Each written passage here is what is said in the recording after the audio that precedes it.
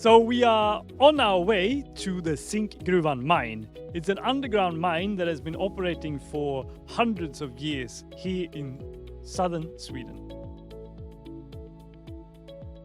We're actually standing a few kilometers away from the mine at an old processing plant where the ore was sent a long time ago. It's actually behind us here. And now they have built a new processing plant back at the mine, which we'll see. My name is Pontus and I am from the Geological Survey of Sweden. Together I'm with my colleague Roger and Jonathan, and we'll try to interview as many people as we can find at the mine and try to see what they can teach us about mine water and mine waste management.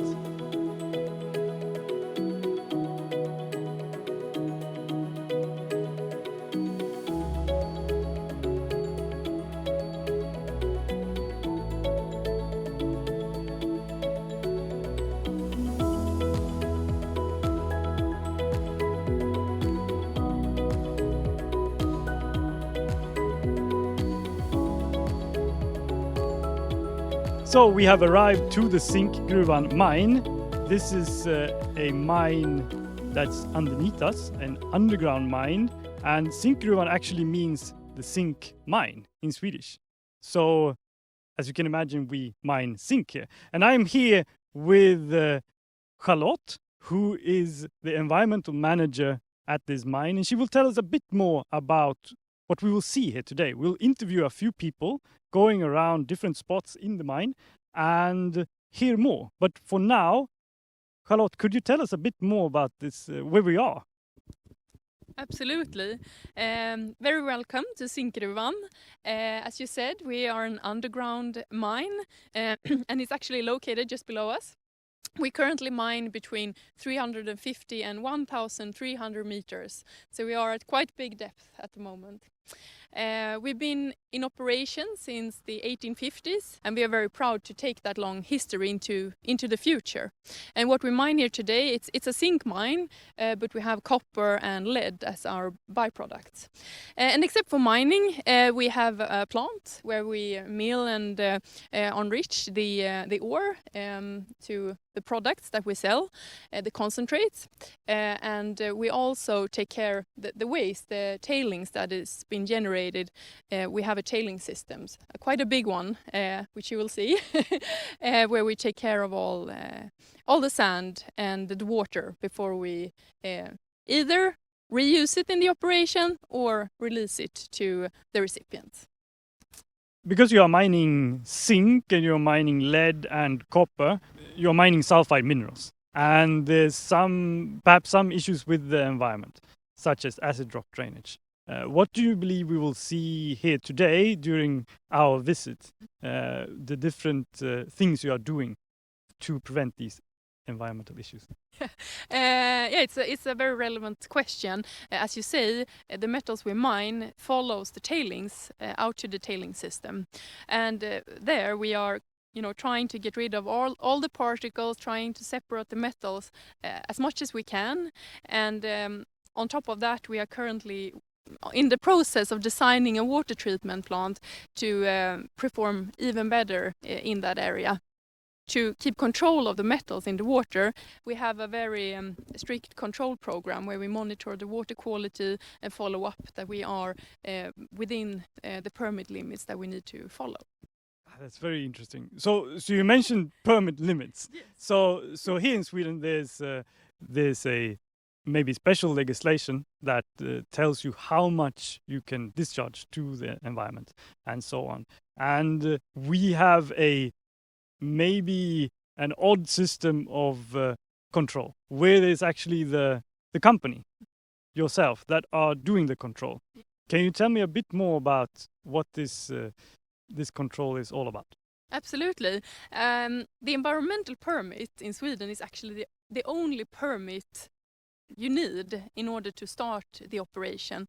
And that tells us that it's a very important question here in Sweden, that we have to have that in place before we start to mine. And also the environmental legislation, it's an opposite. It's us, that operator, that needs to show that we are compliant to the permit and the permit conditions that we have. Compared to other legislation when it's actually the authorities or someone else that needs to prove that you are doing the wrong thing. So in order to show that, we have a self-monitoring program where we measure water quality, those metals we've been talking about, suspended particles, pH, trying to understand the system, not only in the water we discharge, it's within the system and also downstream in the recipient to see potential effects that could occur there. And we also measure dust, vibrations, well, I can continue. I think we have, above 20 different permit conditions that we are strictly to follow. And it's up to us to show that we are doing well. We are in the middle of nature, but there's also people living here. Can you tell me a bit more about how the mine is perceived here? What is the environmental standard and so on? Yeah, we're trying to do, we want the people living around Zinkgruvan, we want them to have us as a neighbor. And in order to do that, it's important, you will hear more about that, but that we talk to them regularly, trying to understand what impacts we have, and if there is anything, we do everything we can to perform better. And this is also an important part of the monitoring programs we have, for us to identify what impacts do we actually have and set the programs accordingly to that. It's not only environment we want to protect, or it's only the people living around us. So, Charlotte, thank you very much. We will go from here. We're at the office right now. This is our start. But from here, we'll interview a few different people and go to a few different places. Can you tell us a bit more who we'll meet and what we will see? Absolutely. After this, you will meet with the mine manager, who will tell you more about the mining operations that we're doing here at Zinkgruvan. And after that, we go into the plant, where Phil will tell us more about the metallurgical part of the operations. Then we follow the tailings out to Enemossen. We will meet Staffan. He will tell us more about the tailing system in general, the dams we have, where we discharge water and so forth. And you will also meet Monica, who is our social performance manager, who is, contact person for all our neighbors, the complaints, and also the social investments we do in the Zinkgruvan community. Okay. Thank you so much. It's been a pleasure to talk to you, and we'll see you soon. Yeah, thank you so much. Thank you.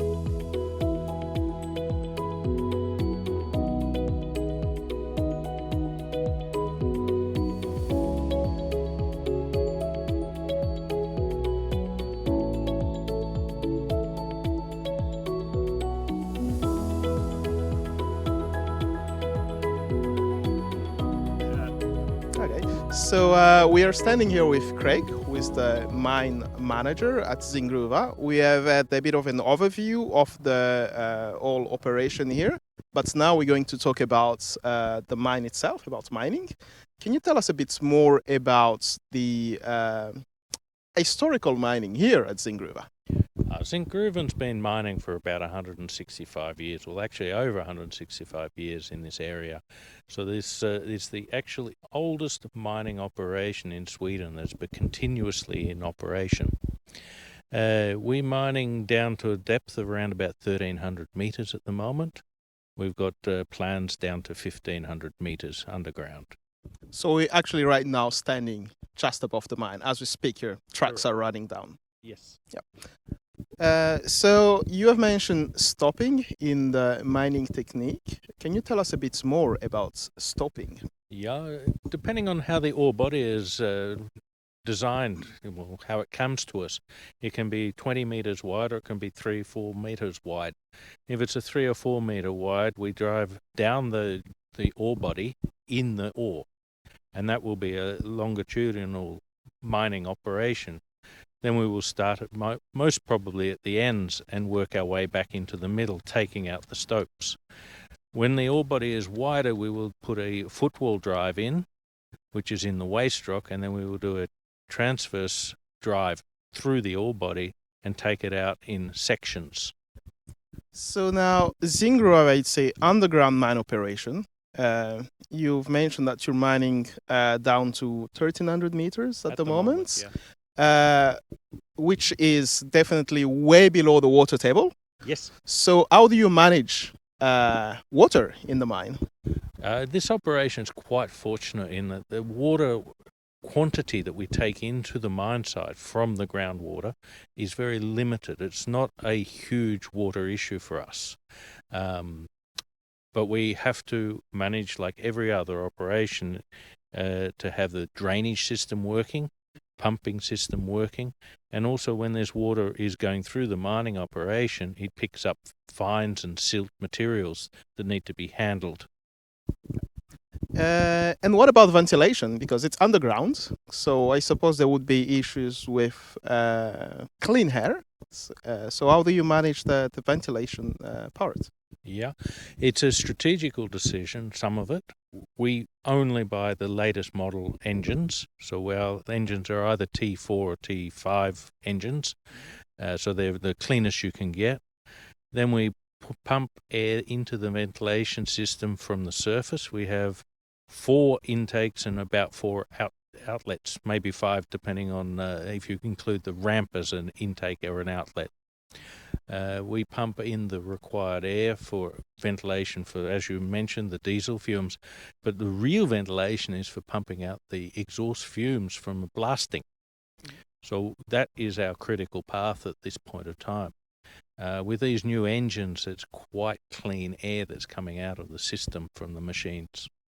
Okay, so you use trucks and machines that do not release a lot of bad particles in the air. Is that what you mean? Much less particles now. The DPM cleaners take out most of the material that reduces the CO2 and it reduces our NOx materials as well. So it's quite a complex and functional system now. We are investigating the future of electrification, but we're waiting for our suppliers to be really ready for it.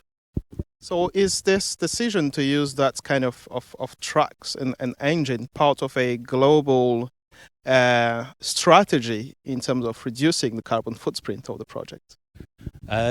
Obviously, all of our operations want to have the best air for our workforce. So yes, purchasing the better quality engines is a part of our strategy, yes. So do you think in terms of working towards carbon neutral operation, do you think in terms of costs, it comes to lowering or hiring the cost? Or I suppose there are also other criteria that you look into, not only the cost, but I guess for an operation as a mining operator, cost is a very critical part. So how does it all fall into places between making the decision to going for more carbon neutral and spendings? As I said, we're looking into the electrification component of it. The carbon footprint, we've got to consider many different aspects. The battery in itself, how does that affect the global carbon footprint? There's some issues that we want answers on for fires with battery-driven machinery that needs more work. We want to see more results. How do we handle a lithium battery example fire? How do we do it? Diesel, we understand, we know what we need to do with those things. We limit the risk of it happening, but if it does happen, what do we do? The carbon footprint is a global question. Everyone is looking at it. These diesel filter systems we're using today is not actually reducing our carbon footprint so much because we're still using diesel. So electrification seems to be the way to go, but it is going to increase our purchasing cost. We need strategical support from governments on that question. Yeah, so I can see there's some other stakeholders that need to come into play here. Yeah. Now, when it comes to we go back to the waste material and to the actual mining itself. So you do the blasting, and what happened to the ore? Do you directly take that ore out of the mine as such, or do you reduce the grain size? of the ore before it is taken out of the mine? How does that work? It's a very complex question you were putting to us. There is a lot of logistical management that goes in. Once we blast the stope, we load it out with a loader. We either load it directly onto a truck or into a stockpile. The stockpile could be a shaft, or it could be a drive that is just utilized for a portion of the time.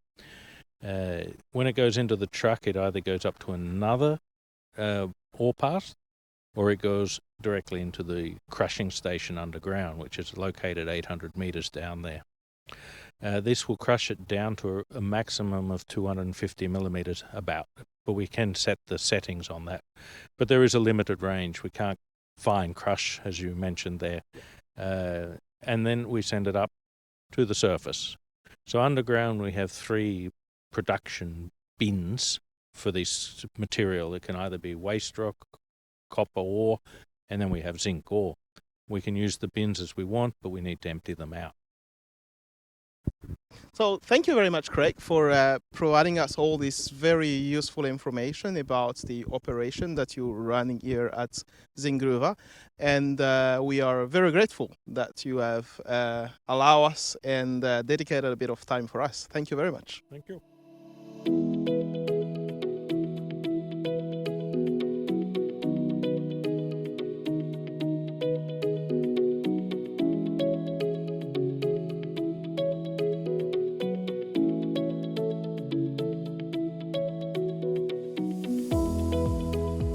Hey, we've just had a meeting with the mining manager here at the Zinkgruvan mine, and we're arrived at the enrichment plant where we're going to talk to Phil, who's a process engineer here at the Zinkgruvan mine, and he's going to tell us a little bit more in general about the enrichment process here at the Zinkgruvan mine.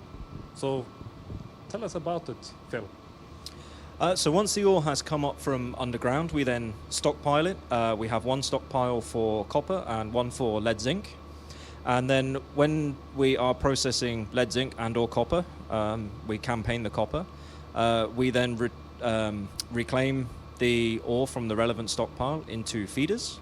And then the feeders will convey the material into the 2 AG mills.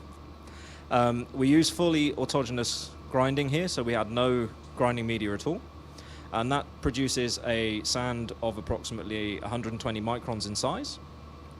Once we have milled the material, the pulp is then mixed with reagents, carbon dioxide to lower the pH, and a xanthate and a frother for flotation to generate the lead, zinc and copper concentrates. The concentrates are then dewatered through thickeners and filters, and then they are ready for shipment to the port and onto the smelter. So what about the ore? Which kind of sulfide minerals or which kind of minerals do you process here? So yeah, we have lead and zinc sulfides in the form of galena and sphalerite, and we have copper sulfides in the form predominantly of chalcopyrite, but we have some other copper sulfur salts like tennantite, tetrahedrite, energite, etc. What do you think is the most important about the milling process? Or why is it so very important? So milling is absolutely crucial. In order to get the liberation of the minerals correct from, particularly the pay minerals from the gangue minerals, we need to make sure we get the grind absolutely perfect, as well as the classification. So the cycloning process has to be just as efficient as the milling process, just to make sure that we get the copper, lead and zinc liberated from the gangue phases. So what about the flotation process? How does it work in general terms? So for lead and zinc, we first lower the pH using carbon dioxide down to about pH 8, just a little bit below. And then we add xanthate and a frother, and we float the lead and zinc minerals together. And then after a stage of cleaning, we then add another reagent to depress the zinc, and then we float the lead away, producing lead and zinc concentrates. For the copper, it is much simpler. We just add frother and collector, and we have a rougher and a few stages of cleaning to produce copper concentrate.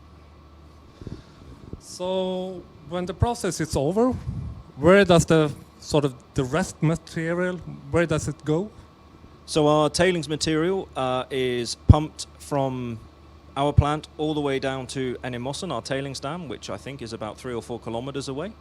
In the basement of the processing plant here, we have 2 tailings lines, both with 3 pumps on, and we can use one or the other, so we always have redundancy, so that if one line goes down, we can use the other one for safety, so we never have to shut down. Okay, Phil, here we can see the enrichment process. Could you tell us a little bit more about it? What happens in here? What we can see from here, on the left-hand side, we can see our bulk rougher flotation cell. So here is the first flotation stage where we float the lead and zinc minerals together. The end of this process is tailings. So the concentrate from this stage then goes to this set of cells on the right, and here we have 3 stages of cleaning, which produces our bulk concentrate. The concentrate from here goes to the separation cells, which we could see from the other location. So this is sort of a progression through the plant from left to right. At the far end of the right-hand cells, there is a room there which contains our Courier XRF, and that provides online analysis so that we can monitor how the plant is performing at any given minute within the operation. Okay, thank you, Phil.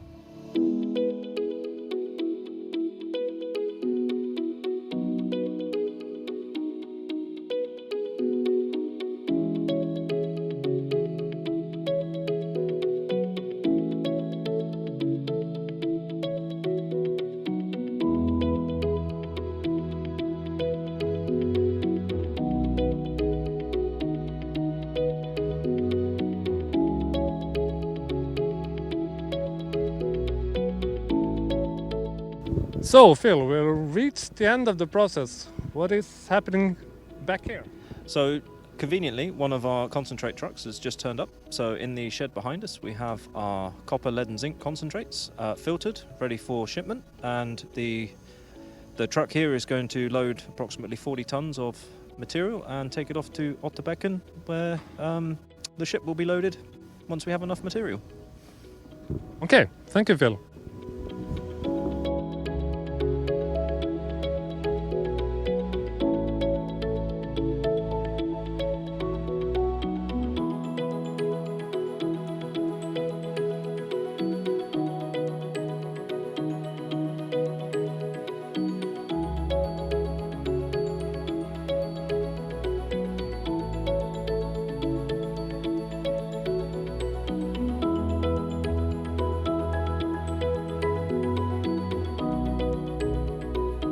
Here at the tailings ponds, we're meeting up with Staffan, who's responsible for the dams here at the Zinkgruvan mine. So, Staffan, would you tell us a little bit more about what is happening here and how far are we from the enrichment plant?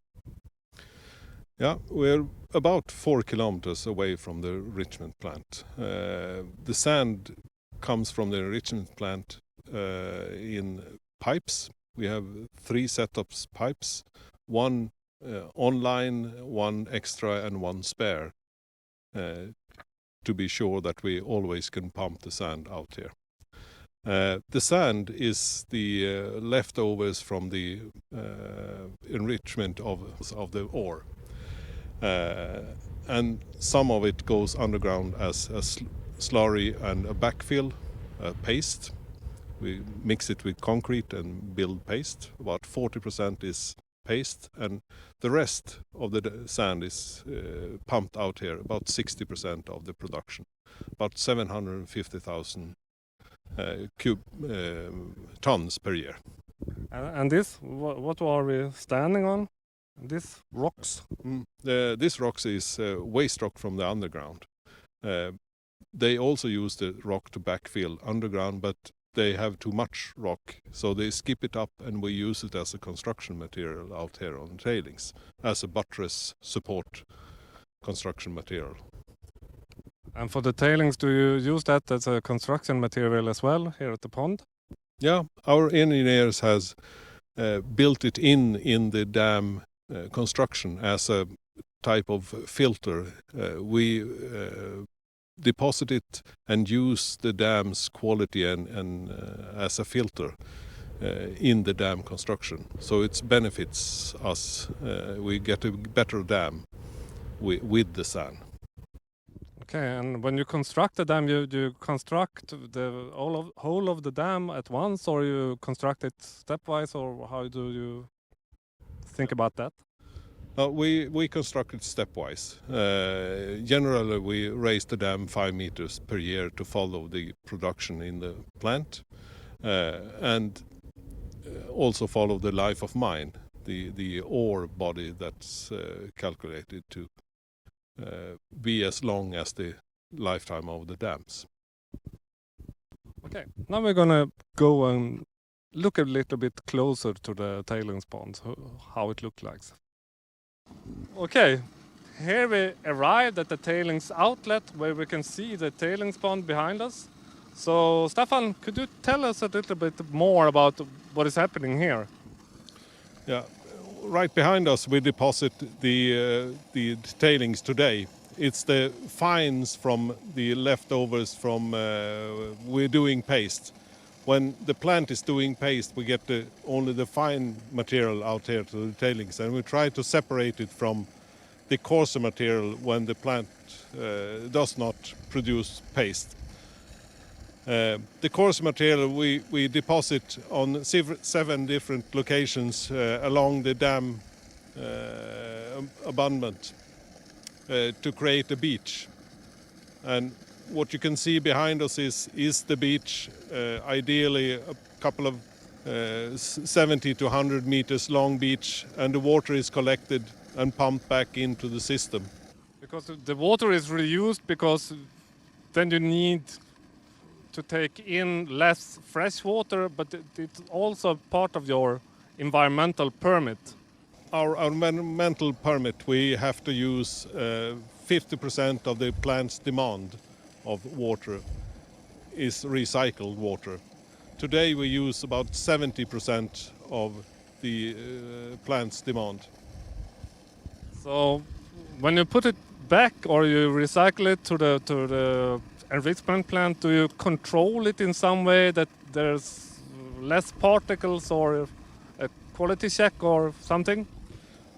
No, we don't control the water that goes into the plant and is recycled, but the 30% that is put out to the natural creek and surroundings is controlled by a control program. Okay, now we arrived at the control station here at the tailings pond at Zinkgruvan. So, Staffan, what do you control at this station? Here we control the pore pressure in the dam to see that the dam construction works as it should be. And this is an online 24/7 connected to my cell phone alarm. If it raises an alarm, it goes to my cell phone. We also have a control program only for the dam safety that's linked to the permit. We have surveillance 24 hours per day. Also a lot of instrumentation to support that. So you're well prepared for if these dams should break, then you have a plan for how to deal with that? Yeah, we have a plan for how to deal with that. On the first, we construct dams to manage a 10,000 rain event. They call it dimensional flow. The dam should be standing with that flow. But if the dam breaks, there is alarm system down in the village that could be activated to alarm people that are in risk if we have more water than it should be, cost of a dam failure. At the same time, when you have a water cover above the tailings, you have a less sulfide oxidation, you have a less oxidation of the tailings. Now, when you have a sort of a dry stacking of the tailings, is it more of a sulfide oxidation then, rather than before when you have a higher water cover? The Zinkgruvan ore is not containing so much sulfur. It's a very low sulfur content. Therefore, we can use dry areas like you see behind us. We also have to water those areas. That's the sprinkler systems in the summer to to prevent dusting. So, what about the overall water management at this site? How do you control the water overall in these dam walls and so forth? Specifically in the dam walls, we have a leakage, a seepage pond system that collects the leakage from the dam and pumps it back into the dams. We also have drilled down groundwater wells in crush zones to collect the possible water that comes into by the crush zones and pump it also back. We control also the pumped back water for metals to see if we have raised in some metal levels, and it should be on a normal level today. And that is, of course, a part of your environmental permit as well, to control how you might affect the surrounding, your surrounding waters. Yeah, that's very right. All water we let out is controlled and overviewed by the local authorities each month, and we also send in a yearly report what we have measured during the year and so on. Okay, thank you, Staffan. So now we're going further to the clarification pond, and we'll see how it looks like. Thank you. Now we have driven off from the tailings pond, and we have arrived at the clarification pond. And still, Staffan is here with us, and we come from the tailings pond, situated up there, and the water is coming down from there. And what is happening here, Staffan? The water is clarified of any suspended solids and then divided either into pumped back into the plant behind us here from a pump station, or let out to the recipient after a control of the quality. Okay, so the tailings ponds and the clarification pond, they are on natural ground. They are not lined with a liner or a plastic liner in some way? No, they're not lined with a plastic liner. It's not a common use in Sweden with liners. In many places around the world, they use a liner for these tailings ponds and this clarification pond. It's a standard procedure, but here in Sweden we do not. Could you tell us, explain a little bit on why is it like this here? Yeah, there is a number of reasons, but the main reason is that we have a lot of water in Sweden, and the groundwater surface is very near the ground. So to keep water, we don't need liners to protect, to keep it in a pond. It will stay there. So thank you, Staffan, for showing all of this for us today and answering our questions. So now we're heading back to the office and to discuss about social issues in mining. Thank you, Staffan. You're well back.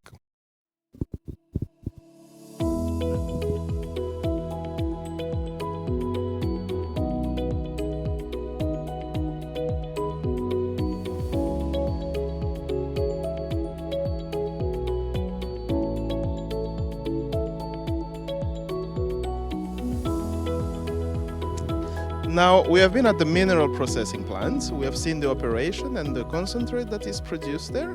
We have heard about environmental management, and now we are standing back here with Monica, who is the Communication and Social Performance Manager. Good day, Monica. Hello there. So, it is not very uncommon when there are mining projects that there is a very heavy engagement, community engagement part that comes along with the operation, as the operation is usually a pretty big impact on the community. Can you describe for us a little bit how do you manage the relationship between Zinkgruvan and the community around Zinkgruvan? Yeah, sure. So this is a very important question for us. So social performance is, I'd like to say that it's not something that is being added on, but it's part of our decision making here. And Zinkgruvan is very specific since the operation has been ongoing since the mid 1800s. So we are very much embedded with the community. We are actually located right in the center of the small village of Zinkgruvan. So the company and the village has the same name, which says something about how embedded we are. And the village has about 400 residents. And it's actually part of the permitting process here in Sweden. When we do licensing, there is a requirement for us to do consultations with stakeholders. But I think that's like, that's you have to go beyond that. So we do, for example, we do town hall meetings where we invite everyone to have a face-to-face meeting. But we do a lot of like everyday face-to-face meetings due to our location. We also do a lot of social media. We send out a newsletter through the mail and so forth. This year has been challenging due to the COVID-19 virus, of course. So we have done more social media during the last year.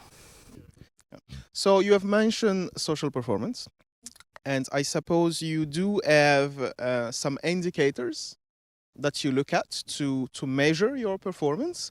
Can you tell us a bit more about it? We do know that there are several international standards, like for example the UN guideline and principle regarding human rights when it comes to mining projects. Can you tell us a bit more about what kind of indicators you work with to measure your performance? Yeah. So we have plenty. We have a whole structure where we measure and guidelines and a standard that is based on, for example, the UN Compact system. And we have a yearly review of that. So we are aligned with all those requirements. But we do think that we need to go beyond that and do more. So we also have our own set of standards that kind of goes beyond that, that we have created. So, for example, when it comes to stakeholder engagement, we do annual stakeholder mapping and see what are stakeholders, what kind of engagement do we need to do? How do we impact them? How do they impact us, for example? That's one of our structured way to work with this. We also have a 5-year social performance plan that we update yearly. And the basis of that is a social economic study that we do every 5th year. So, for example, when it comes to community investment programs, to make sure that we do the right things, that we do things that are needed and have the biggest impact. Excellent. Now, when it comes to accessibility, for example, how accessible the company is in regard to the community? Are they also, you've mentioned already, the newsletter, the social media, but are there also some informal contacts that the company can get from the community? Like, can someone, knock at the door and say, yeah, well, there is something that we would like to discuss with you. Are you open to that kind of informal contact? Yeah, absolutely. I think Sweden, the culture here is pretty informal.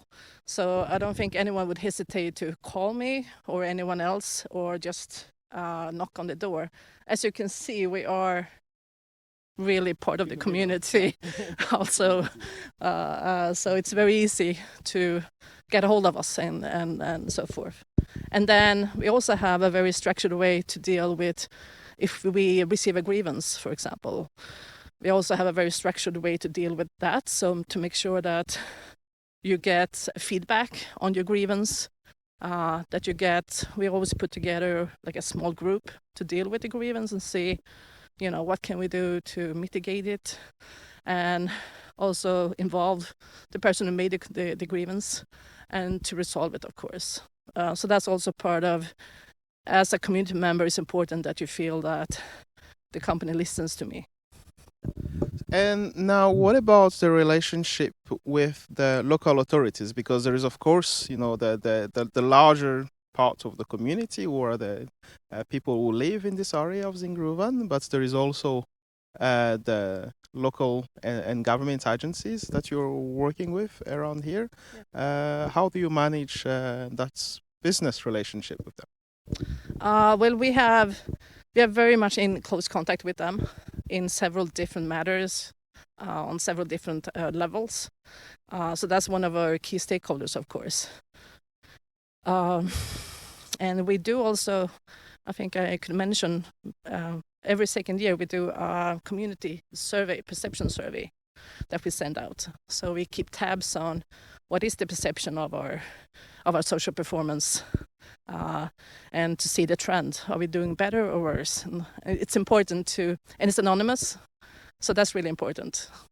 So that will be some sort of what is called nowadays, and which I would say it's kind of trendy, like some social license to operate. Exactly. It's actually called Social License to Operate Index Survey. Excellent. Thank you very much, Monica. Thank you.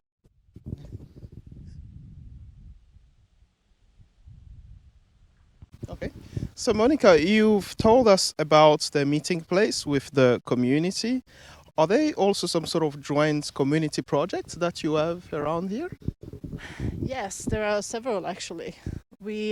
For example, we are running an entrepreneurship program called Zinkgruvan Mining Rethink, which is focused on supporting local upcomers and existing entrepreneurs to really develop their ideas, to make a business case for them, and to get out there and then start up their companies. Especially now during the COVID crisis, it's been a really, I think, well-received program, and the need for the program has increased, I would say. We also do a lot of work together with local sports organizations. Yep.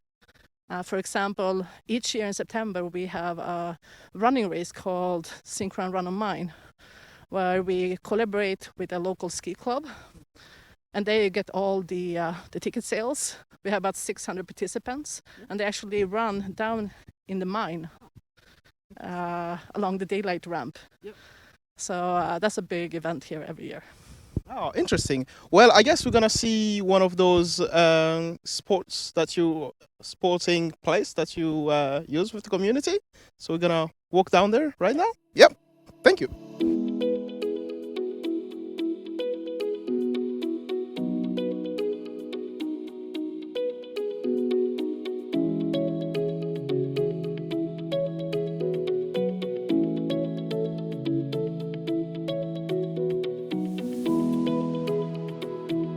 Thank you everyone for following us. This concludes our trip here at Zinkgruvan. We are very grateful to Monica, who is the communication and social performance manager, for welcoming us and for inviting us. We have seen the different parts of the operation, so from the mine, the environmental management, we've seen the tailing, the waste management. We have seen the mineral processing plants, and we have also had a quite extended description about the relationship between the different stakeholders in the project, between the community and the company, and also the local authorities. I would like again to reiterate my thanks from the entire ITP team, International Training Projects team, and I hope that next time we have the opportunity to come back, and this time with all our participants to the program. And yeah, thanks again, and I hope we will see each other again soon. Any last word for our participants?